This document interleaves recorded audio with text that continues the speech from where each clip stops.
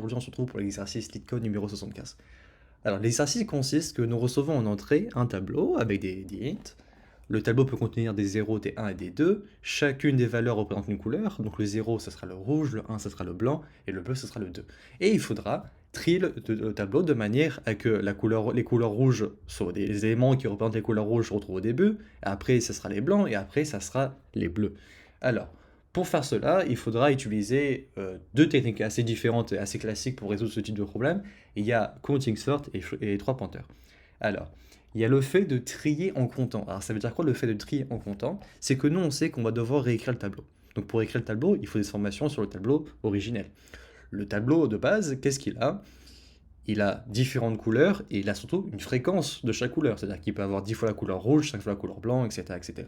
Donc il faudrait construire une HMAP pour un tableau de manière à pouvoir récolter ces informations-là et permettre aussi avec notre boucle d'itérer sur cette HMAP ou autre et de réécrire le tableau sous cet ordre-là. Alors nous, comment on l'a fait? On a construit un simple tableau, mais pas dans une HMAP, où l'index représente la couleur, donc 0 ça sera le rouge, 1 ça sera le blanc, 2 ça sera le bleu, et la valeur, ça sera la fréquence. Alors c'est ce qu'on fait ici, on remplit notre tableau, et ici nous pouvons tout simplement itérer sur les clés. Donc ici on peut faire un petit for i in range 3, donc 3 pas inclus, donc ça va itérer sur la clé 0, 1, 2, et on va vider chacune des clés pour reconstruire le tableau. Donc au début on va itérer sur compte 0 ici par exemple il est égal à 2, donc deux fois on va faire tourner cette boucle là pour réécrire notre tableau. Il y a aussi une autre possibilité qui est très très simple, c'est d'utiliser trois pointeurs. Alors pourquoi trois pointeurs?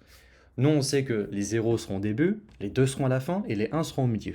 Donc on pourra pointer un pointeur au début L, donc à gauche, un pointeur R à droite, tout à la fin.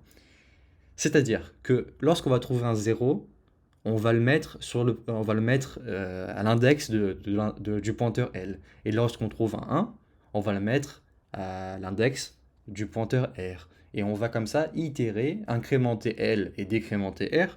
Comme ça, on retrouve des places disponibles pour savoir où placer nos 0 et nos 2.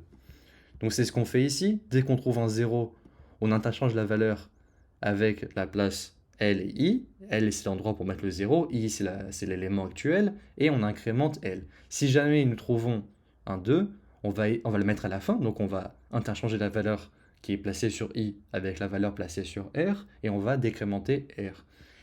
Il faudra quand même noter ici qu'à chaque tour, on incrémente I pour pouvoir itérer à travers le tableau et rencontrer de nouvelles valeurs. Par contre, lorsqu'on échange des valeurs avec la fin, on décrémente quand même I. Pourquoi il faudra décrémenter I? Parce que là, ça s'annule. On va reprendre en compte l'élément à la place I.